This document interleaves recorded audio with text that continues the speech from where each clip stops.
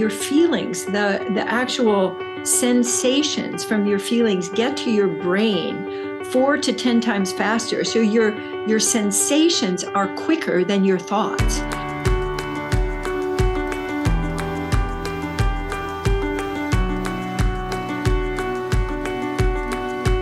Well, hello, Katie. Hello, Soph. I'm so happy to see you again. It's so wonderful that we have these touch-base meetings like this. On this one, I was wondering if we can talk right away. I want to jump in. I'm finding this change of season to be really hectic. Are you finding that this vibe of different season is yes in our face? It feels like for me, it's like all of the delivery trucks who didn't bring me things when I needed them. They've all delivered them all at once. So there's all this stuff on my porch, and there are people contact me like, we need you to sign this and we need you to send this in. And my sense is that that people, when there's a change of season, have to look at what they've completed and what they haven't completed, and whether they're ready to let go of some things and move into something new, or whether you're trying to drag the past with them. But the basic energetic that I've been feeling is a little bit of, whoa. Yeah. And I think I certainly experience you as someone who's really in tune with the energy. And I find that if you are in tune with the energy, it's hard to not feel a little bit of the jagged, it feels, I don't know what word to use, shaky a little bit. Well, yeah, I do. I think it kind of knocks us off of our equilibrium. And so what I've been finding is that I need to, when I'm moving around, especially, I need to make sure I'm taking all of me with me. Oh, because the tendency to get distracted, I think that's one of the things I notice going on, is that I'm intending to do something, and then something comes in from another direction, and I can be distracted, and then I lose my sense of I'm taking all of me with me, and I might bump into something or drop something. And so I noticed that starting to happen. And what really worked for me was finding, not necessarily slowing down, but just including all of me. And so instead of, having some of me kind of go, oh, I'm going to do this, but I didn't ask the rest of my body if it was ready to come. And so I'm kind of corralling my body without actually saying, okay, are you ready? Okay. And what pace can we go now? Yeah. So I'm kind of using myself like a horse, come on, here we go. And my horse is going, oh, wait a minute. So, and so I've noticed that as I can give myself just a moment. I think pausing, that's what I was just feeling, is if I just pause for a minute, especially when there's a request or I've got a bazillion emails, whereas, last week I had 2 or 3, and this week it's like everybody wants something. And I think that can happen at any time of year, but I think particularly with the change of seasons. And so the pause allows me to locate. I think that's really the theme. That's what's coming to me is, am I actually located where I am? Or am I located out there in reaction dislocated. to Are you dislocated? Dislocated. Yes, I've dislocated myself. It's funny because as you were speaking to that, I was noticing I ride a motorcycle, a big one, and it has this, and sometimes I start and it goes so fast that I feel like part of my aura or something, just something of me stayed behind. And I just realized as you were talking that life has been feeling a tiny bit like the motorcycle is gone, and I'm still a little bit standing where I was. Right, you're still in a couple of different places. That's such a great image. I was also thinking of my electric bike, which has a little thing called a thrust on it. Yeah. So it's like if I'm at a stop sign, I can pull that so that I'm not using my my own energy. But sometimes it kind of goes, whoop, and that's scary. And I think that it kind of dislocates my sense of my whole presence. And I think that society right now is delivering a lot of those whoa, whoa in these different directions. So for me, I've been finding that locating myself, like even when I stand up, that I before I dash off, I just stand there for a moment Mm-hmm. and locate myself. And as I'm tuning into that, it feels like I just am giving myself some attention. Yeah. Okay, here you are. Here you are. Hello. Rather than using my body just like as a vehicle, to carry my head. Yes, exactly. And it's interesting because even the pausing or the taking a second before you start moving when you get up, which sounds like maybe you're slowing down, wasting time. It really Right. is. It's really not. It's like it's a good strategy to take it as like when it's funny because a toddler, I was thinking about when my kid was little, it worked really well if I said, we're going to be leaving in 5 minutes, as opposed to yank her, which we do. Right. We yank ourselves a lot. Yeah, I love that image of we're going right now. Whereas I think whenever we're in a like sitting or doing something, we kind of spread out into that space. Yeah. We're connecting to it with different senses and different thoughts. And so this is really about transitions. That's what's just Yeah. occurring to me, is that the seasons is a big transition that a lot of people notice, but Yes. we have transitions all day long. And I was just also just thinking, one of the cool things that I learned many years ago in a pre and perinatal psychology, which is about what happens to you around birth, Yeah. that the template for how we make transitions happens at birth.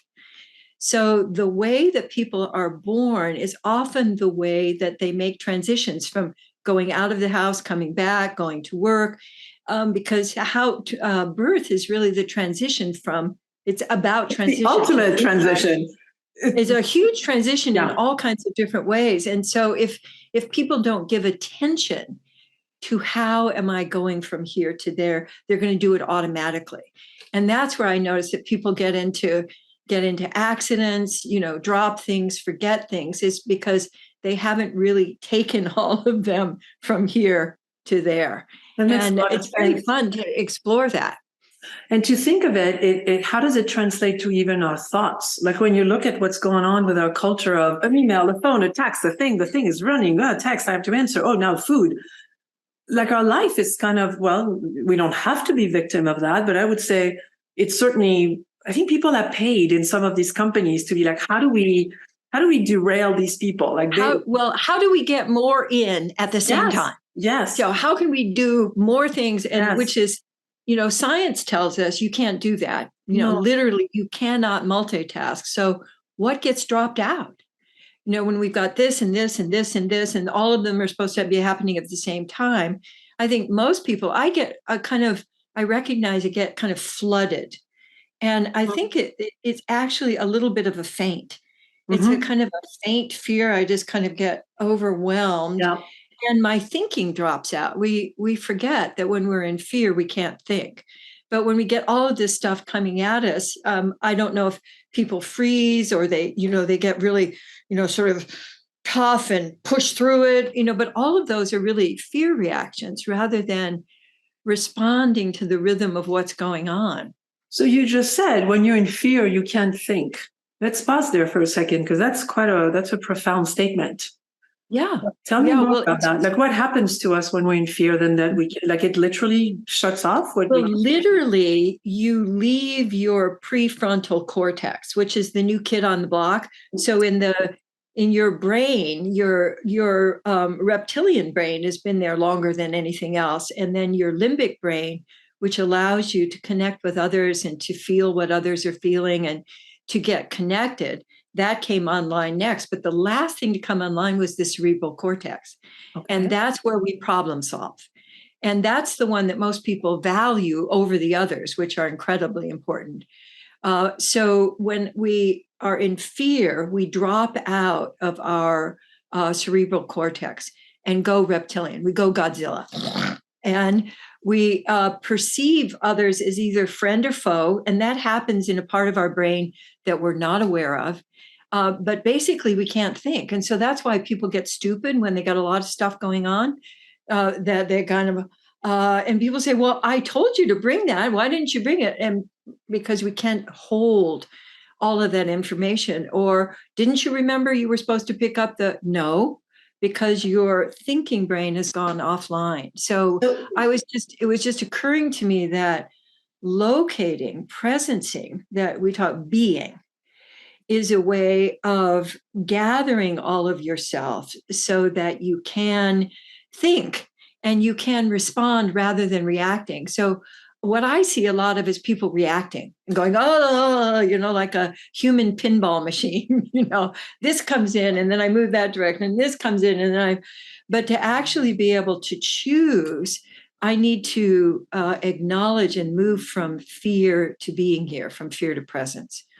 So it's funny because I was going to ask you, like, when one is in fear, when I'm in fear, what can I do? But as I was about to ask you that, I just realized that I was a little late to our call and my shirt wasn't whatever. And I was like, oh, I don't want to waste Katie's time. And I went into, not fear is a big word, maybe, but I went into a little bit of like, I don't want to waste her time. And I could not pull a shirt. Like I was like, one fell off and one got out. Like it was just this panic thing in the closet. What a great illustration. And I was literally like, and I did something. So I was going to share with you that what I did was just see the beautiful face of yours and you smiling at me. And like I imagined in my head, because I was imagining something that wasn't true. Like you weren't going to be mad at me, but somehow I was responding like if you were, well, And so just imagining your loving face and just you being like, I love you. I'm waiting for you, but I'm good, And I just like, oh, it was just like, but I was making it up. I was making up all of it anyway. Well, one of my teachers a long time ago said that 90% of what goes on in interactions is what people are making up. So, what percentage did you just say? 90%. That's a lot. That was her estimate. And I thought about that for a while, because what you were just sharing is that something happens inside of me, but I can't be with it because I'm multitasking. And so I go reactive. I go into light fear or big fear, and then I can't think. And then you look different. And then I imagine, I make up about what you're thinking. And then I respond to what I think you're thinking. And then off we go into this. But if I had not stopped the horse and said to myself, why would you feel you should see my closet right now? There's like 6 shirts on the ground. And if I had not caught the ridiculousness of this moment, I would have let the horse go in that direction. And I would have come in, it's almost like at each moment I can choose to rewrite the thing I'm running against. Right? Oh, that's so beautiful. I'm just going to take a moment to appreciate that. Yes. At each moment, I can choose. And what we're talking about is what allows us to choose. So giving attention to ourselves, that sense of including, and imagining the possibilities rather than imagining the awfulness. But the basic, just letting being with, taking a moment to be with ourselves. I imagine, as I'm looking around and I see my students and my close, especially my women friends, we don't get a lot of cultural support for being. I was just thinking about if people come into a meeting and they've had the experience that you've had before you came into this, they're a little bit late, or somebody called just as, or their kid vomited at school and they have to handle that, or, these things that occur, we don't give space for that, of taking a moment to make the transition, to locate, to make the transition, to be with, oh, I feel sad that he's sick. Oh, at the break, I'm going to go and see what needs to be done, or letting other people know. Yeah. Because then we just imagine that like, what's wrong with you today? Yeah. Like we imagine that they're shirking, or that there's some kind of judgment or criticism that comes in. It reminds me of this amazing conversation I had. Was such a great learning. I was talking to I run a consulting firm in the past, and we had someone on staff that was come on a phone and on a call, and it was just so unpleasant. Just everything was reactive and almost kind of like that face, just like really. And after a while, I responded to the energy a little bit, until I caught what was happening, and I stopped and I said, are you okay? Is everything going on? Like almost like it didn't look like him so much that he was so off. Right. And right. he said, Didn't "Oh, quite recognize him. I had to put my dog down an hour ago." Oh, And I was oh. like, what? But he didn't say it. He didn't cancel the Yeah. call. He didn't, there was Oh. no warning of like, I'm going to be a little bit off because I just did something really sad. And everyone in the room, it was 5 or 6 of us, all of us in the room, we were just like, but somehow him not speaking to what was vulnerable in this moment, it took the form of this other thing, which if none of us had stopped the train, we could have used, we could have ended up in a fight or in some sort of like, what a jerk when I hang up the phone. And it wasn't that. I know. Yeah. I very much that energy I felt, we all felt. Yes. And I experienced that in so many social settings that what gets put aside, particularly our emotions, feelings. Yeah. You're not supposed to bring those in. And so it's going to be showing up through your body, and through your voice and, and through, right. And through your features and the way that you respond and tone of voice, and people will feel it. They'll register it, but there's like, what's going on here? And so I think my sense is that it creates so much more disorientation than we imagine. Yes. And we also imagine that we're able to shift our attention into multitask. We really think we should be able to do that. And we can't. I just am imagining how much genuine productivity that side rails, and also the sense of co-creation. Because if I've had an experience and I can't share it with others, I feel like I'm just by myself. Yeah. And there's nobody supporting me and there's nobody understanding. And so that sense of isolation might create, I'm not going to say anything because nobody's going to understand.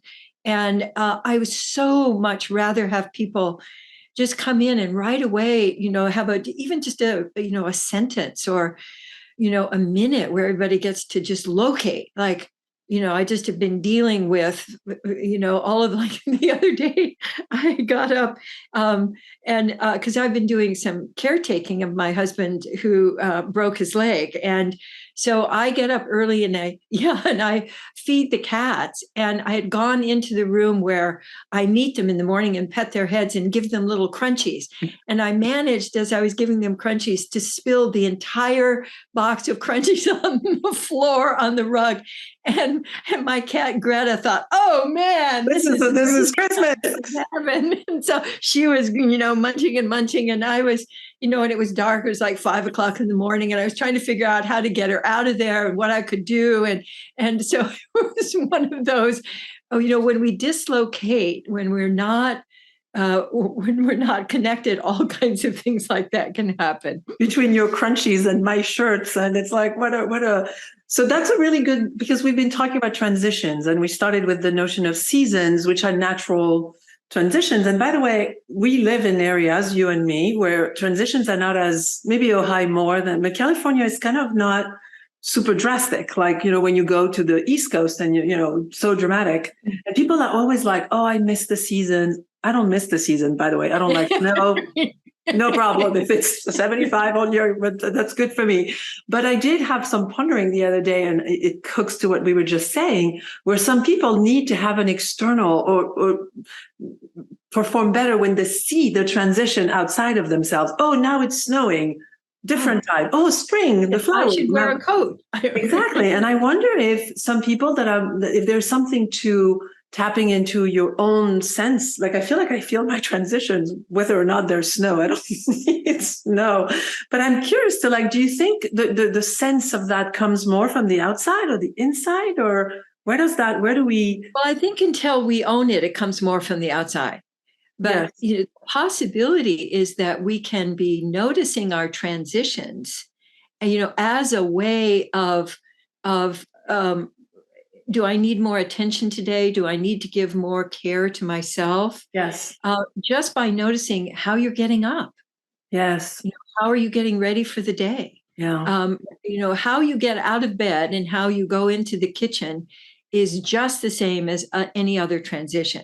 So do you kind of stumble out and you're kind of collecting things, or do you feel like, or do you just poof, burst into the day? Yeah. And those are signals that of how you're going from here to there. Yes. And you can make new choices in that. And one of the fun things that I like to do, like just this morning when I was getting up, instead of just pushing myself up out of bed, I turned around and sort of kneeled on the bed and kind Yeah. of did a stretch Yeah. as I was getting out of Yes. bed, and opened up my body. So rather than making my body do something, I was playing with how do I want to be transitioning right now.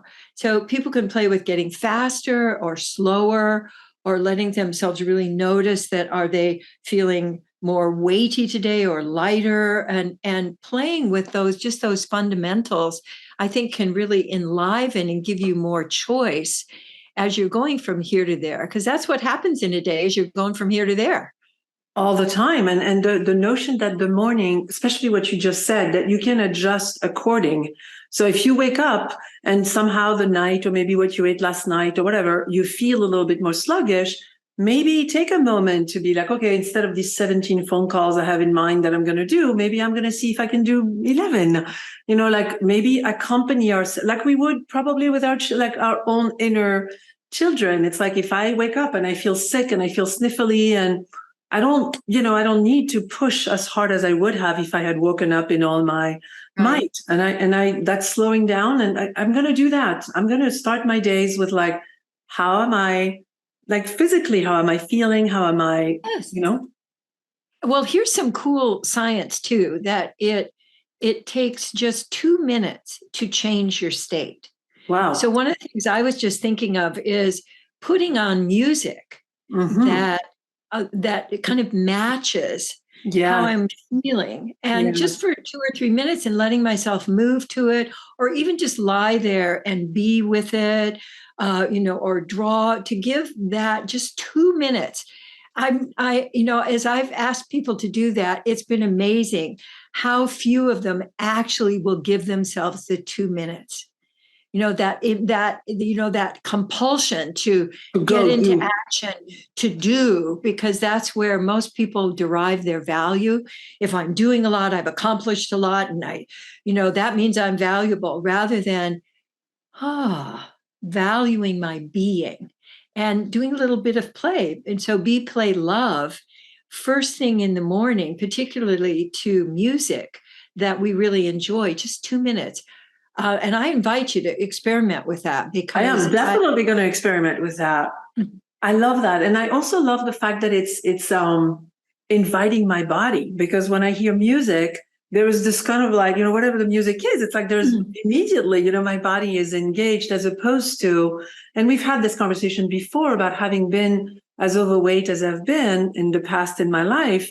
My body is an irrelevant, like I lived until recently, maybe the last 10 years, my body was a vehicle for my head, and there was no care. There was no accompanying this thing that really accompanies me all day. And right, yeah, that's what I'm talking about really including all of you. And it's so true for most people, that the body gets left behind. That I really think that most people think they live here in their heads, and they just need to get their head from place to place, and they have to have their, being their head, turn this all is of the that. Yeah. interaction, and letting that lead, rather than opening up to your whole body intelligence, which is way smarter than just your head intelligence. And I found, as I include more of me, I make smarter choices. I'm much more effective than if I just, Because your dash off. intuition, you're also inviting, by slowing down, you're also inviting, oh, my head seems to be wanting that way, but wait, what is this little whisper? And then you follow that, and all these Yeah. miraculous, magical things happen that would not have happened if you had let just this one. And I don't think you're saying don't engage your head. I think we're saying engage all of it, like make sure. Yes. Right? Because we also don't want to be walking around like we're just bodies, just doing whatever the body says, right? Are you saying that? That sounds fun. Are you saying that we're just bodies? There is a great scene in an old movie with Robin Williams, where he plays the King of the Moon, and he has his head literally on a plate. and his body is wandering around by itself. And it's the most hilarious. It's the Adventures of the Baron von Munchausen, for any of you who might want to watch this wonderful scene, because it really is about the fight between the head and the body. And he talks about how the body is disgusting and how the head is where all the brilliant and important parts are located. And I think that many people could actually relate to that. Of course, that's how it is. But when we actually include the body, we get particularly those intuitions, because your body wisdom doesn't yell at you. Yeah. I think our heads yell at us. So it has more, it has the attention. What did you do? Why did you do that? Yeah. How long you're going to, and critical and judgmental, because that's the part of the thinking function, is to discern, to go, no, I don't think I'm going to do that. That's not very wise, or I'm going to do this first. But if we don't have information that's accurate, that's coming from our body wisdom, we make stupid choices. How fascinating. And it's funny that you quote Robin Williams, because I would say of all the actors, maybe it took someone that aware of his body, because talk about someone who was in his body and was so, just giving everything. And that's where his creativity came from, because these impulses would come up and he would just go with them. It was the brilliance of his brain to be able to sort all that. But I'm sure that his opening up to playing with his body, and then of course playing with others and playing with whatever came up, was part of his brilliance.